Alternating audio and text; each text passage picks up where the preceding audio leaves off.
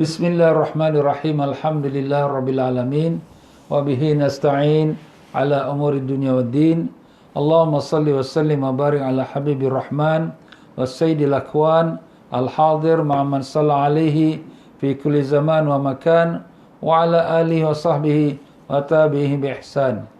Rabbi shrah li sadri wa yassir li amri wahlul 'uqdatam min lisani yafqahu qawli. Subhanaka la ilma lana illa ma 'allamtana innaka antal alimul hakim wala haula wala quwwata illa billahil aliyyil azim. Wa sallallahu ala sayidina Muhammad wa ala alihi wa sahbihi wasallam. Alhamdulillah rabbil alamin. Muslimin dan muslimat rahimakumullah. Assalamualaikum warahmatullahi wabarakatuh. Alhamdulillah, syukur kita pada Allah Ta'ala dengan limpah kurnia taufik hidayatnya telah diperkenankan untuk kita berada bersama-sama dalam tazkirah Ramadan pada hari ini, tanggalnya 27 Ramadan 1441 Hijrah, bersamaan dengan tanggal 20 hari bulan Mei tahun 2020 Masihi. Alhamdulillah, Allah masih kesian pada kita dan memberikan kita kesempatan untuk berpuasa Ramadan dan untuk mendapatkan keredaannya dan pengampunannya. Amin ya rabbal alamin. Para jemaah sekalian semua, apa khabar? Alhamdulillah. Mudah-mudahan semua yang dipanjangkan umur dalam sihat walafiat, disembuhkan semua penyakit, dikabulkan sekalian hajat, ditanamkan iman dan taqwa, dibukakan pintu ma'rifat, dimatikan dalam iman, dalam Islam, dalam husnul khatimah, dan dipertemukan kita dengan Rasulullah sallallahu alaihi wasallam. Allahumma amin ya rabbal alamin.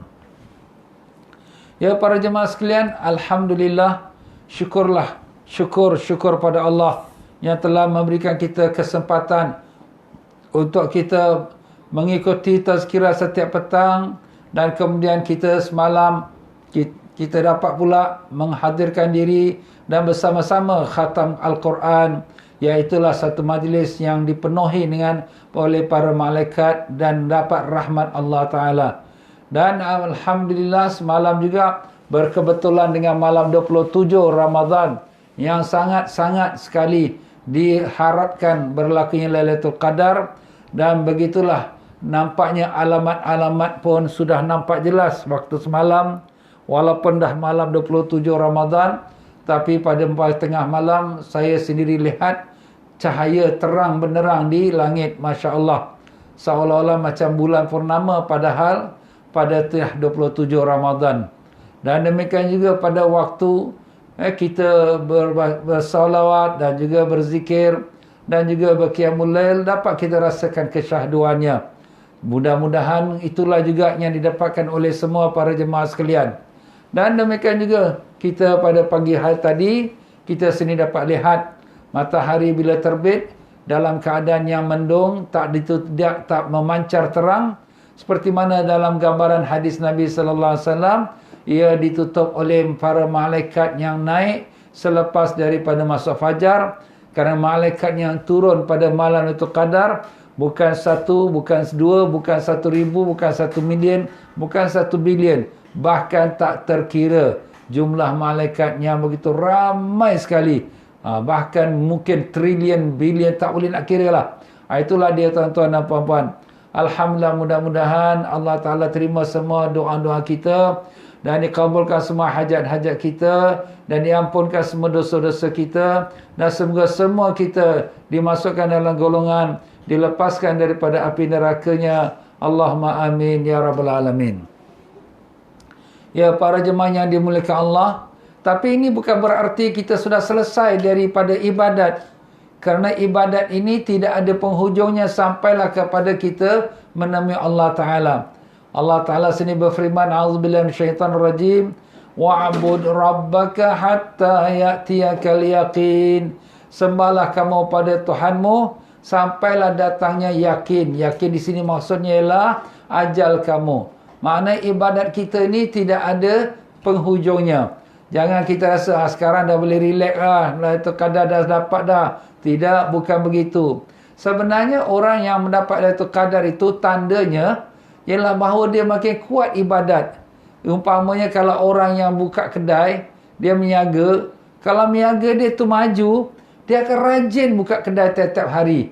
Kenapa? Sebab dia tahu dia akan berhasil sebab niaga dia maju. Tapi kalau orang yang niaganya tak maju, datang kedai pun sudahlah, aku datang kedai pun tak ada customer. Nantilah lambat-lambatlah, pukul 12 baru buka. Cepat-cepatlah, pukul 3 kita tutup. Sebab apa? Sebab dia tahu dia tak ada customer, dia tak ada untung. Buat penat aja. Itulah ibaratnya tuan-tuan, orang yang dapat Lailatul Qadar, Allah Ta'ala tambahkan iman dia, tambahkan semangat jiwa rohani dia, makin memancar lagi cahaya nur iman dia, makin lagi kuat dia beribadat walaupun dia sudah berumur, walaupun dia sudah tak berdaya zahirnya, tapi semangat jiwanya itu masih kuat. Dia buatlah apa yang termampu daripada berzikir, membaca Quran, berselawat, beristighfar dan berbagai-bagai lagi. Para jemaah yang dimuliakan Allah, sebenarnya dalam kita bulan puasa Ramadan, kita ada beberapa perkara yang diwajibkan kita menunaikannya. Antaranya ialah menunaikan zakat fitrah. Jadi zakat tu maknanya penyucian. Fitrah tu makna kebersihan. Dan begitulah dia tuan-tuan dan puan-puan rahimakumullah. Zakat fitrah ini sudah pun diwajibkan oleh Allah melalui lisan Rasulullah sallallahu alaihi wasallam untuk kita menunaikannya bagi kita yang menunaikan puasa Ramadan. Inilah dia berdasarkan kepada hadis Nabi sallallahu alaihi wasallam, zakatul fitri tuhratun lisaim minar rafathi wa tu'matun lil fuqara'i wal masakin. Hadis riwayat Imam Abu Daud dan Ibnu Majah. Artinya zakat fitrah adalah pembersih orang yang berpuasa dari kotoran dan sebagai makanan bagi para fakir miskin.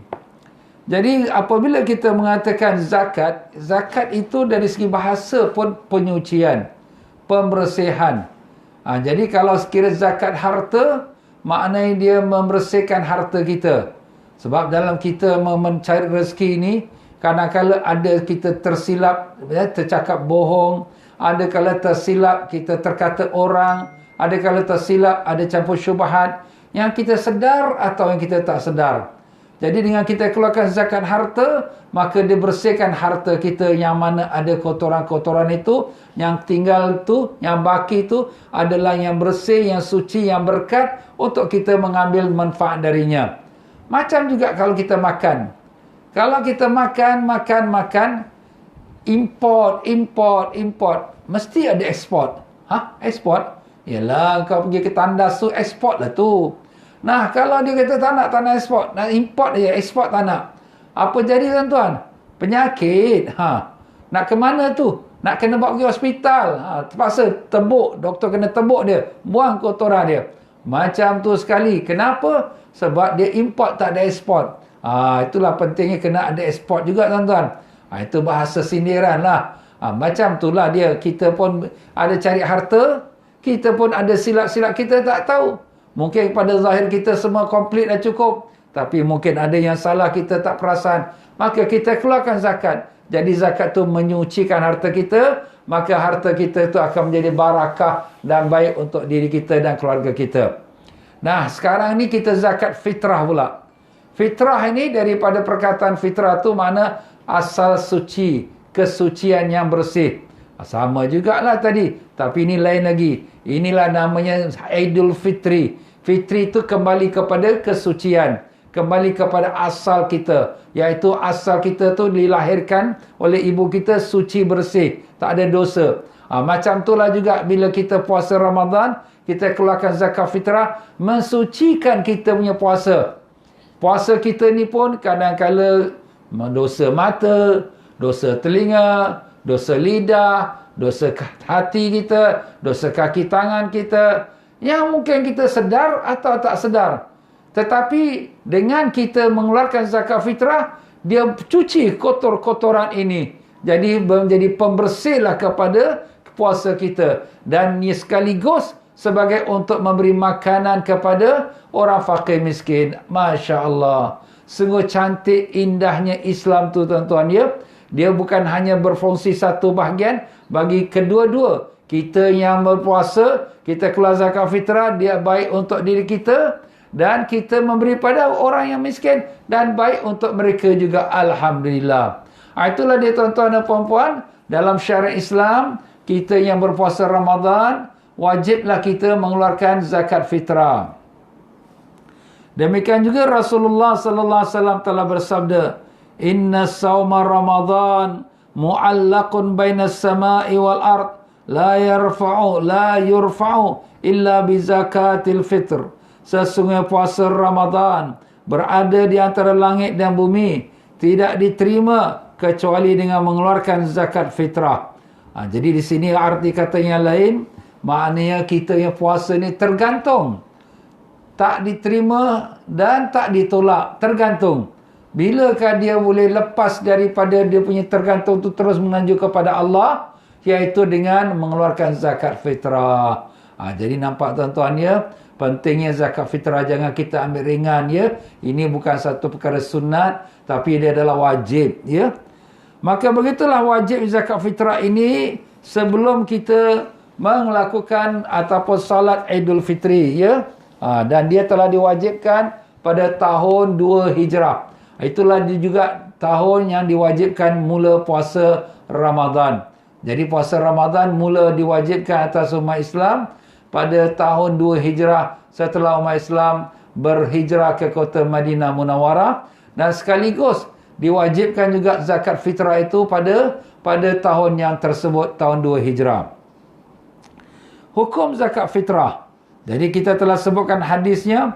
Demikian juga firman Allah Ta'ala, a'udzubillahi minasyaitanir rajim, qad aflaha man zakkaha, qad aflaha man tazakka, iaitu sungguh beruntunglah bagi orang yang telah membersihkan diri. Dan sebagian ulama menafsirkan maksud membersihkan diri itu ialah dengan mengeluarkan zakat fitrah, iaitu membersihkan diri daripada sekalian kekurangan dalam dia mengerjakan ibadat puasa Ramadan. Dan demikianlah dalam suatu hadis Nabi sallallahu alaihi wasallam, Rasulullah sallallahu alaihi wasallam telah bersabda, anna Rasulullah sallallahu alaihi wasallam farada zakatul fitri min Ramadan ala nasi sa'an min tamrin aw sa'an min sya'irin ala kulli hurrin aw 'abdin zakarin aw untha minal muslimin. Sesungguhnya Rasulullah sallallahu alaihi wasallam telah mewajibkan zakat fitrah di bulan Ramadan kepada seluruh umat manusia. Satu sa' tu maknanya satu gantang ya, dari kurma ataupun daripada gandum, kepada setiap orang yang merdeka, hamba lelaki dan perempuan dari kaum muslimin. Jadi dari hadis ini jelas wajib keluar zakat fitrah atas setiap orang Islam, maupun dia orang merdeka atau dia hamba. Kalau dia hamba, dikeluarkan oleh tuan dia. Zaman dulu adalah, sekarang dah tak ada hamba. Maupun dia lelaki atau perempuan. Walaupun dia baby, walaupun dia orang tua, walaupun dia dekat ICU dah, pokoknya selagi namanya dia hidup, dia seorang Muslim, wajiblah kita mengeluarkan zakat fitrahnya satu gantang. Dan begitulah ijma' ulama' telah sepakat, alim-alim ulama' tentang wajibnya mengeluarkan zakat fitrah. Maka jelas sekali zakat fitrah adalah salah satu kewajipan di dalam kita menunaikan perintah Allah Subhanahu wa taala. Bilakah kita nak keluarkan zakat fitrah? Maka keluarkan zakat fitrah ini ada 5 waktu yang boleh, yang tak boleh. Yang mana? Yang pertama, waktu yang wajib. Bilakah wajibnya kita mengeluarkan zakat fitrah? Apabila kita hidup dalam bulan Ramadan dan bulan Syawal. Kita hidup dalam bulan Ramadan dan bulan Syawal. Yalah sekarang ni kita dalam Ramadan. Nanti bila masuk maghrib 1 Syawal, kita dah kira hidup dalam bulan Syawal. Wajiblah kita mengeluarkan zakat fitrah. Itu dah nama wajiblah tu. Habis kalau kita mati sebelum Syawal, kalau mati sebelum Syawal, tak wajib zakat fitrah. Kalau baby yang lahir selepas daripada masuk Syawal, dia lahir malam hari raya. Jadi itu ada ibu-ibu, ayah yang namakan anak dia Syawal. Jadi tahulah kita, Syawal, oh dia ni beranak bulan Syawal ni. Nampak? Jadi kalau sekiranya dia lahir dalam malam Syawal, dia tak temu Ramadan, jadi baby itu tak wajib kita tunaikan zakat fitrah dia. Jadi dia kena bertemu 2 bulan. Bulan Ramadan dengan bulan Syawal. Maka itulah dia jadi wajib. Dan waktu fadilah. Waktu fadilah tu waktu yang fadilat tu afdal lah. Bilakah waktu afdalnya? Iaitu dikeluarkan zakat itu apabila terbenam matahari pada malam Idul Fitri. Pada malam Idul Fitri. Jadi kalau sekiranya kita nak keluarkan zakat, nak ambil yang fadilat lah, yang ambil afdal, malam lah, pada malam Idul Fitri. Jadi itu yang paling afdal.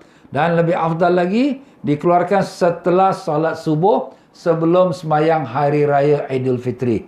Itu yang paling afdal. Tapi kalaulah zaman kita masjid buka, kita nak sembahyang subuh, kita nak sembahyang raya, orang beratur panjang nak bayar zakat fitrah. Kadang-kala tak sempat bayar zakat fitrah, dah sembahyang hari raya. Itu jangan buat macam tu. Bagusnya kita buat awal sikit. Nak tunggu malam raya pun penuh juga. Jadi awal sikit. Ustaz, boleh ke awal lagi? Itulah dinamakan dia waktu jawaz, waktu harus. Harus mengeluarkan zakat fitrah daripada malam pertama bulan Ramadan. Jadi kalau dah masuk satu Ramadan, malam ni satu Ramadan, maka dah boleh kita keluar zakat fitrah. Walaupun belum wajib. Sebab kita dah kata tadi, wajibnya bila bertemu Ramadan dengan Syawal. Barulah nama wajib. Tapi ini Ustaz, ni baru satu Ramadan. Tak apalah, kita dah keluarkan. Tapi kalau kita mati sebelum Syawal, dapat pahala. Bukan makna kita rugi pun, ya. Jadi itu kelebihannya kalau kita mengeluarkan pada awal bulan Ramadan. Maka boleh dan sah bagi seorang untuk membayar zakat fitrah dari hari yang pertama bulan Ramadan, ya. Begitulah dia. Rasulullah kata alim-alim ulama', ya. Mereka semua telah setuju sahnya kita mengeluarkan zakat fitrah pada awal Ramadan walaupun belum masuk bulan Syawal. Waktu makruh, kita dah sebut waktu wajib bila, waktu fadilat bila, waktu harus bila, dan waktu makruh pula. Makruh menunda melambatkan zakat fitrah sehingga selepas solat Idul Fitri sampai sebelum terbenamnya matahari pada hari raya tersebut. Kecuali kalau terdapat maslahat.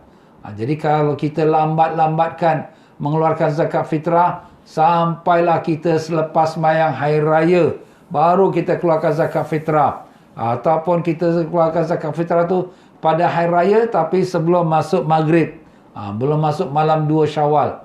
Hukumnya makruh. Kenapa makruh? Sebab tak menepati tujuan zakat fitrah. Zakat fitrah ini tujuannya ialah untuk nak memberikan, kita kata, bekalan kepada orang fakir miskin, untuk mereka juga bergembira menyambut hari raya. Ini dah hari raya dah, kau baru nak keluar zakat fitrah. Jadi orang miskin pun taklah dapat menikmati akan zakat fitrah itu. Jadi itulah sebabnya kalau sekiranya kita keluarkan lepas sembahyang hari raya, hukumnya makruh. Sebab tu jangan lambat-lambat. Ada setengah ulama' mengatakan lepas sembahyang raya dia dah tak jadi zakat fitrah, tetapi dia jadi sedekah biasa saja. Maka orang itu berdosa kerana sudah meninggalkan zakat fitrah yang pada waktunya. Macam kita sembahyang juga. Sembahyang kita zuhur sampai masuk waktu asar, tapi tak tunai salat zuhur, dah asar baru nak sembahyang qada zuhur. Maka ada ulama' kata itu memang haram, tapi kena tunaikanlah juga. Tapi berdosa, kena minta ampun. Macam itulah kalau kita lambatkan keluar zakat fitrah sampai lepas sembahyang hari raya, maka dia menjadi sedekah biasa. Itulah dalam sepotong hadis Nabi SAW, siapa yang menunaikan zakat fitrah sebelum solat hari raya, maka itu adalah zakat yang diterima Allah. Siapa yang tunaikan zakat fitrah setelah lepas sembahyang hari raya, maka itu adalah sedekah daripada sedekah-sedekah biasa. Dapat pahala sedekah, tapi dia berdosa. Dia kena minta ampun. Tapi di sisi kebanyakan ulama' mazhab Syafi'i, sah dia punya zakat fitrah, cuma makruh lah, ya, dan dia dikira sebagai berdosa dan hendaklah dia minta ampun, minta maaf pada Allah. Tapi ada juga setengah ulama' kata melainkan kalau ada dia punya maslahat. Maslahat dia apa? Dia nak cari orang fakir miskin, tak jumpa. Nak bagi zakat fitrah, nak bagi orang miskin. Orang miskin tak ada kat kampung dia. Dia duduk tempat elit, tempat orang kaya-kaya semua. Habis nak pergi masjid pun, masjid tutup. Tapi sekarang no excuse lah. Sekarang dah boleh kita bagi zakat fitrah online. Tak ada yang susah. Sekarang semua online boleh. Ya, nikah pun dah boleh online. Takkan zakat fitrah tak boleh? Tapi yelah, nikah ni online ni sementara je, jangan buat kerja macam tu tuan-tuan. Nanti bahaya pula. Nanti diberikan kelonggaran, nikahlah ya, insya-Allah. Dan waktu haram. Waktu haram ialah menundakan sampai selepas terbenam matahari pada malam hari raya, iaitu masuk 2 Syawal. Maka orang ni betul-betul memang orang yang cuai betul lah. Dia tak mengambil berat dengan hukum agama Allah zakat fitrah itu. Jadi itu hukumnya haram, berdosa dia. Habis ustaz saya nak keluarkan juga, keluarlah. Tapi dosa tu tetap dosa lah. Kena minta ampun pada Allah Ta'ala ya. Maka boleh dan hukum zakatnya adalah qada. Jadi dikira sebagai qada lah. Macam sembahyang zuhur kalau dah terlepas sampai masuk waktu asar, dikira sebagai qada. Tapi dosa tu tetap dosa dan dia kenalah bertaubat, minta ampun pada Allah SWT. Baiklah, syarat-syarat yang wajib untuk mengeluarkan zakat fitrah. Siapa yang wajib keluar zakat fitrah? Pertama, hendaklah dia orang Muslim. Kalau orang kafir, memang dia tak wajib. Ya, Muslim tu orang beriman lah. Yang kedua, ialah orang merdeka. Orang merdeka. Kalau dia hamba, hamba tu dikeluarkan oleh tuan dia. Ya, jadi orang merdeka. Yang ketiga, orang yang berada pada sebahagian dari bulan Ramadan dan sebahagian pada bulan Syawal. Macam kita kata tadilah, bertemu di Ramadan dengan Syawal, maka wajiblah dia keluarkan zakat fitrah. Jadi kalau sekiranya baby lahir dalam malam Syawal, tak wajiblah dia zakat fitrah. Dan yang keempat, memiliki makanan yang cukup untuk malam hari raya dan untuk hari raya. Jadi kalau sekiranya makanan dia untuk malam hari raya pun tak cukup, besok nak hari raya pun saya tak cukup, duit pun tak ada, makanan pun tak ada, nak keluar zakat fitrah macam mana ustaz? Jadi itu taklah wajib ya. Wajib ni atas orang yang ada kecukupan untuk dia pada malam hari raya dan besok pada hari raya. Jadi di sini kalau sekiranya orang yang menerima zakat fitrah, orang fakir miskin. Habis ustaz kita ni orang miskin tapi kita dapatlah zakat juga.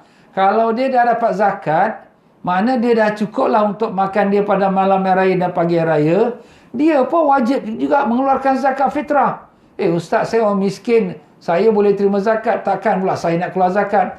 Jawapannya sebenarnya, zakat fitrah ni untuk membersihkan puasa kita. Orang kaya perlu bersihkan puasa dia. Orang miskin pun perlu bersihkan puasa dia juga. Jadi bukan maknanya orang miskin kerana dia miskin, dia tak perlu bersihkan puasa dia. Habis dia miskin, dia boleh terima zakat fitrah dan dia pun boleh mengeluarkan. Andai kata dia tak ada apa satu benda, satu sen tak ada. Yelah apa nak buat, memanglah tu dah miskin yang orang kata dah tak ada kemampuan sama sekali. Jadi memang dia tak keluarkan, nak keluarkan pun tak ada apa nak keluar. Itulah dia tuan-tuan ya. Ukuran yang wajib dikeluarkan zakat fitrah. Berapa banyak nak keluar zakat fitrah ni? Ukuran yang wajib dikeluarkan zakat fitrah adalah 1 sak. 1 sak tu mana? 1 gantang. 1 gantang tu ialah 4 mud. Mud tu maknanya cupak. 4 cupak zaman dulu ya. Zaman Nabi kita, zaman datuk nenek kita, dia pakai sukatan. Dia ada siap tin dia tu. Ni 1 gantang. Ni satu tin kecil tu. Ni 1 cupak.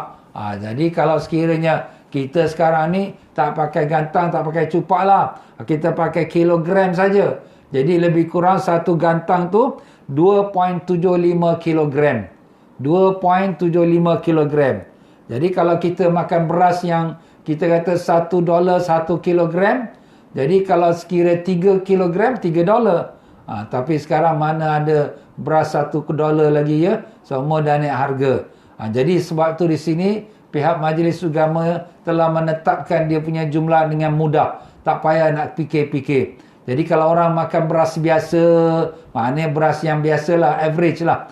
Taklah beras hancur luluh, tidaklah. Average dalam 1 gantang tu $5 10 sen. $5 10 sen. Kalau orang yang makan grade tinggi beras yang bagus kan, yang mahal tu, jadi kalau 1 gantang tu dalam $7 50 sen. $7.50. Ini semua sudah dikeluarkan oleh pihak Majlis Agama. Kita boleh dapati dalam dia punya website dia, dalam surat-surat khabar pun ada umumkan. Jadi kita ukurlah mana satu jenis beras kita makan. Oh, saya makan beras mahal Ustaz. Kena keluar mahal lah. $7.50 satu gantang. Itu untuk satu orang tu. Dan kemudian dikeluarkanlah pula pada orang yang wajib dia memberi nafkah. Jadi siapakah yang wajib kita keluarkan demi zakat dia? Setiap orang yang wajib kita beri nafkah, maka wajib pula kita bayarkan zakat fitrahnya. Nampak? Orang yang wajib kita beri nafkah.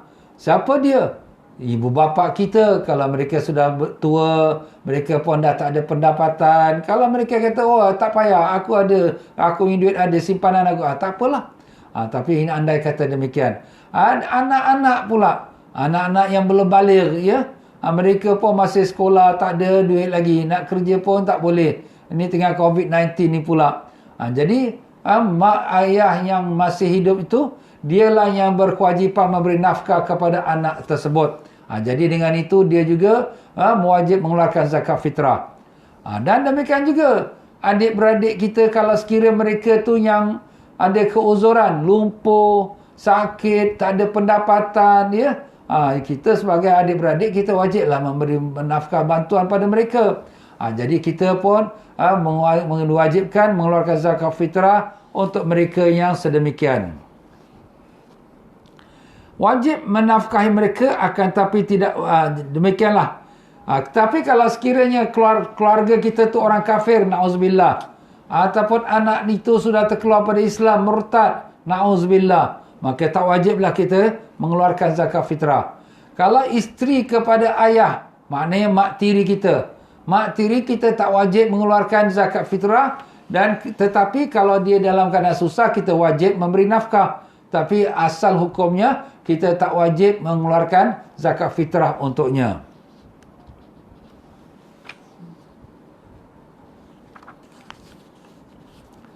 Maka dengan itu, setiap orang yang tidak wajib bagi kita untuk menafkahinya, maka tidak wajib pula bagi kita mengeluarkan zakat fitrah. Jadi kalau orang tu memang kita tak wajib mengeluarkan nafkah untuk dia. Seperti kita kata kawan kita ke, guru kita ke, kerabat yang jauh, ya. Itu bukanlah wajib kita beri nafkah. Nak beri itu kerana sedekah lah, tapi tak wajib. Tapi ustaz, dia tu nak keluar zakat fitrah, wajib tak kita keluarkan?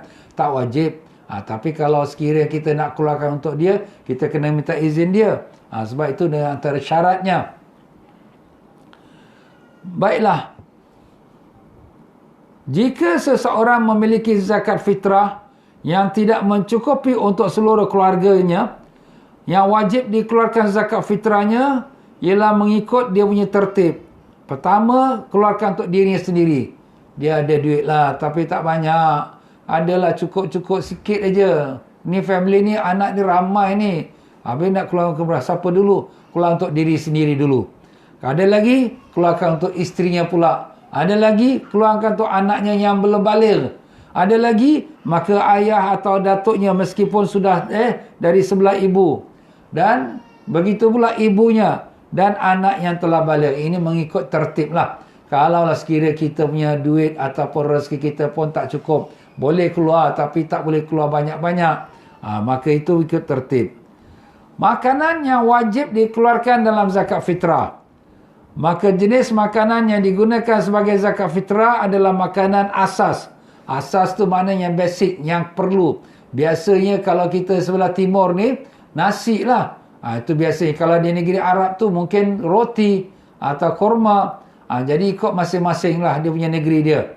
Jadi kalau di negeri Afrika, mungkin pisang. Pisang makanan asas dia. Jadi itulah dia punya beza-beza. Maka jenis makanan yang wajib dikeluarkan sebagai zakat fitrah telah dijelaskan oleh Imam Ibn Ruslan dalam Muntiara Syairnya, yang di mana menyebutkan beberapa nama-nama yang wajib kita keluarkan zakat fitrah. Antaranya ialah beras, roti, dan kemudian gandum, dan demikian juga biji-bijian, ya, yang menjadi kacang, ya, tamar, zabib, anggur, dan beberapa lagi lah, ya. Ini semua nama-nama makanan tapi mengikut daerah. Bukan semua orang sama ya. Kita kalau hari ni kat Singapura keluar zakat fitrah kurma, orang tak makan kurma kenyang. Kurma ni hanya untuk buka puasa je.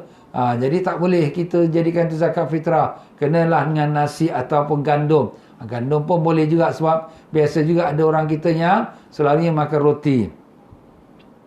Jadi kita wajib mengeluarkan zakat fitrah itu mengikut pada keadaan tempatnya kita berada. Soalan, mengeluarkan zakat fitrah untuk anak yang telah baligh tidak sah jika orang tua mengeluarkan zakat fitrah untuk anak yang tidak wajib baginya untuk menafkahinya, seperti anak yang telah baligh. Jadi anak yang telah baligh ni maknanya dia punya kewajipan tu atas diri dia. Dia buat dosa, dia tanggung. Dia buat ibadat, dia dapat pahala. Jadi dalam segi hukum, anak yang sudah baligh tu, ibu ayah dah tak wajib tanggung dia lagi, tak wajib beri nafkah lagi. Jadi kalau sekiranya kita nak keluarkan zakat fitrah untuk dia, bagi pihak diri dia, tak sah. Tapi adalah syarat dia dah ya. Habis ustaz sekarang ni anak-anak walaupun dah baligh. Baligh ni umurnya 15 tahun lah. Kalau ada yang lebih cepat lagi, mungkin kalau anak-anak perempuan umur 9 tahun dia datang haid, dia dah baligh lah tu. Mungkin anak lelaki kalau dia mimpi sampai keluar air mani, umur dia 12 tahun, dia dah baligh lah tu. Habis takkanlah budak-budak ni dah baligh kita tak keluarkan zakat fitrah dorang. Manalah dorang nak cari duit, dorang tu sekolah lagi. Tak apalah, kita kena minta izin daripada dia. Bukan kita keluar-keluar gitu saja. Sebab mereka ni asal hukumnya kewajipan zakat fitrah tu atas diri mereka. Kalau dia tak keluar zakat fitrah, dia tanggung dosa. Kita tak tanggung, mak bapak tak tanggung. Tapi sebagai membantu mereka. Macam sekolah juga. Mereka mana ada duit nak pergi sekolah ni, nak bayar buku-buku, yuran-yuran semua. Sampai ke universiti umur dah 20-an pun, masih mak bapak tanggung juga. Sebab itulah jasa mak bapak ni besar. Jangan lupa ya, bila kita dah jadi orang pandai, dah dapat sertifikat jadi orang kaya, bisnes maju, jangan pandang rendah kepada mak bapak. Jangan jadi macam tanggang ya. Itu cerita Melayu kita yang dahulu. Lupa dia kepada jasa mak dia. Akhirnya kena sumpah jadi batu. Na'udzubillah. Kecuali apabila anak tersebut mengizinkan orang tuanya untuk mengeluarkan zakatnya, maka hukumnya sah. Jadi macam itulah. Jadi anak-anak ni dia kena, mak bapak kena tanyalah, budak-budak ni bukan dia ingat selalu. Oi, korang ni dah baligh. Ini zakat fitrah ni wajib. Boleh tak ayah keluarkan zakat fitrah korang? Boleh ayah. Ataupun anak tu kata, ayah, saya wakilkan ayah untuk keluarkan zakat fitrah saya ya. Itu bagus tu anak yang dah pandai tu. Dia tahulah. Tak payah bapak dia tanya pun dia dah cakap. Macam itulah pokoknya dapat izin daripada si anak. Barulah dia si ayah tu keluarkan zakat fitrah anak, maka barulah kira sah. Kalau dia bagi orang kata pakai keluar saja, bayar saja dekat MUIS. Tapi dia tak dapat izin daripada anak ni yang sudah baligh. Tak sah tu. Sebab niat itu pada waktu dikeluarkan zakat. Jadi dia keluar zakat tu kemudian alamak lupa nak tanya anakku nak minta izin. Kena ulang lagi ya. Habis ustaz itu dah keluar. Tak apalah, itu dapat pahala sedekah juga ya. Macam tu. Adapun anak yang belum baligh, baik lelaki atau perempuan, maka boleh bagi orang tua untuk mengeluarkan zakatnya, zakat fitrahnya, dan tidak disyaratkan mendapat izin. Budak-budak belum baligh ya. Macam itulah kalau baby pun. Baby langsung nak bercakap pun tak tahu. Jadi dengan itu ayah wajiblah mengeluarkan zakat fitrah untuk anak-anaknya yang belum baligh. Wajib niat ketika akan mengeluarkan zakat fitrah. Wajib berniat ketika akan mengeluarkan zakat harta atau zakat fitrah. Itu memang Rasulullah SAW dah pesan. Innamal a'malu binniyat. Setiap amalan bergantung kepada niat. Jadi bila kita nak keluar, nak semayang pun kena ada niat pada permulaannya. Nak puasa pun kena ada niat pada permulaannya.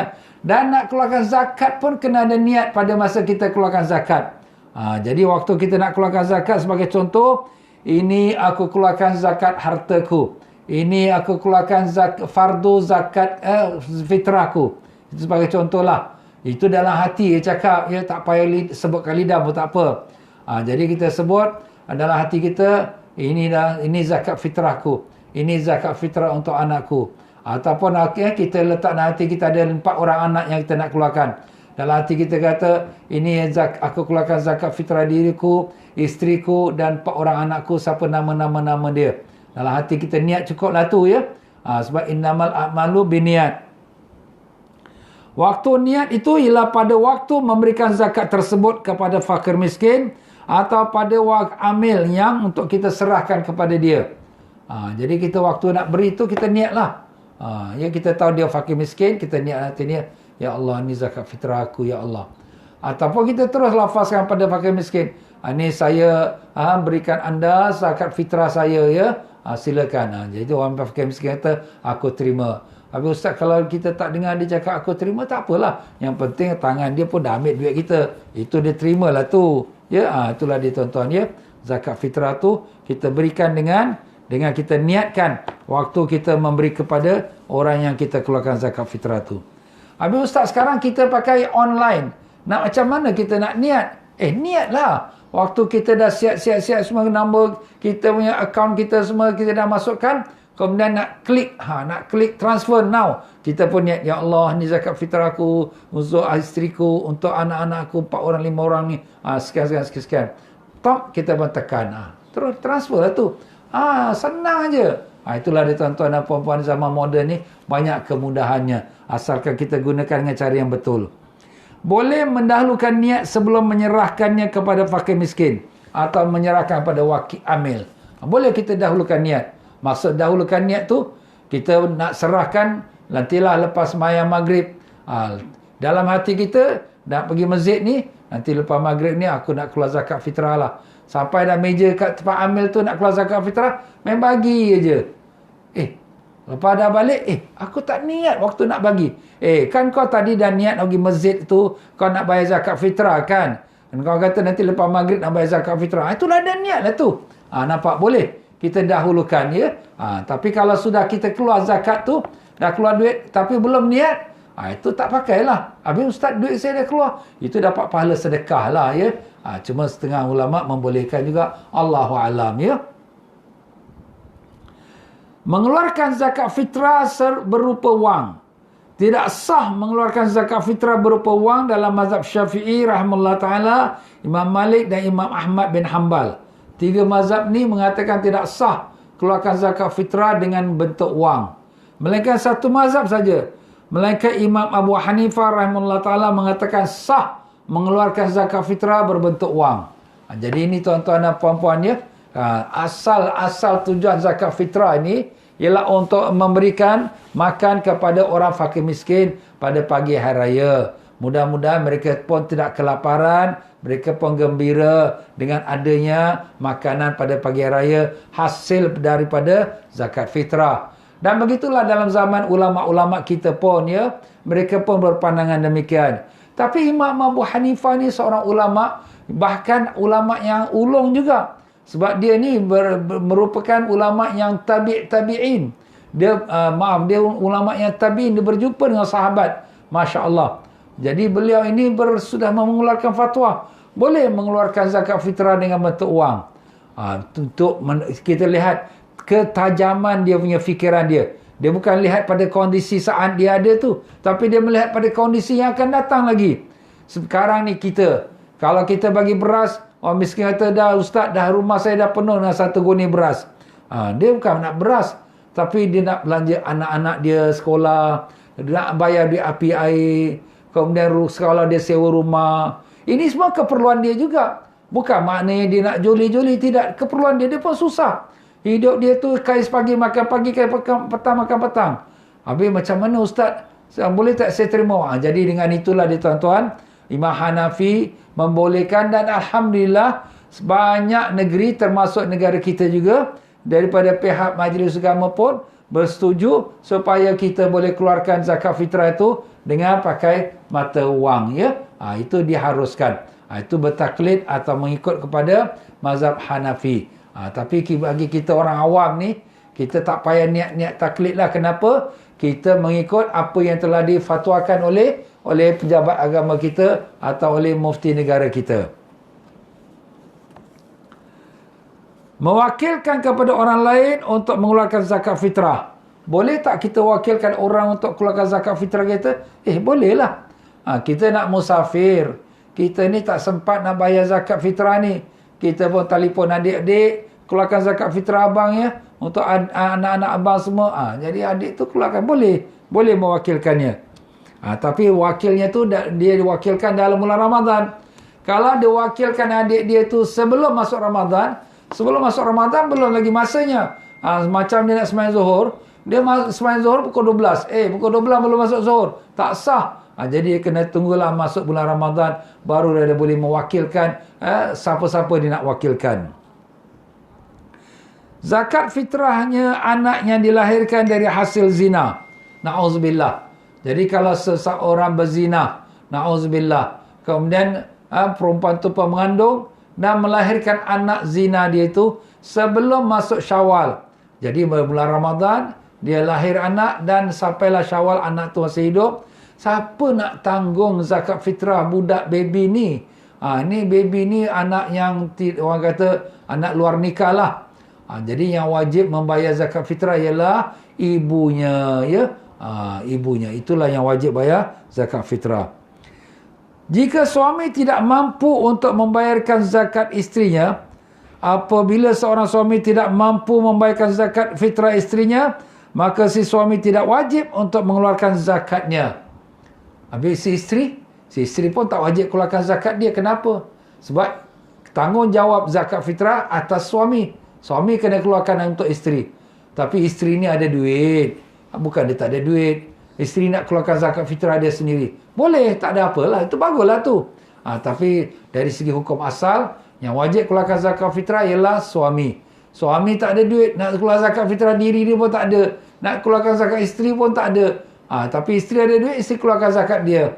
Dia tak ada masalah. Tapi kalau tak ada, kalau dia tak nak keluarkan untuk diri dia, maka hukumnya adalah harus.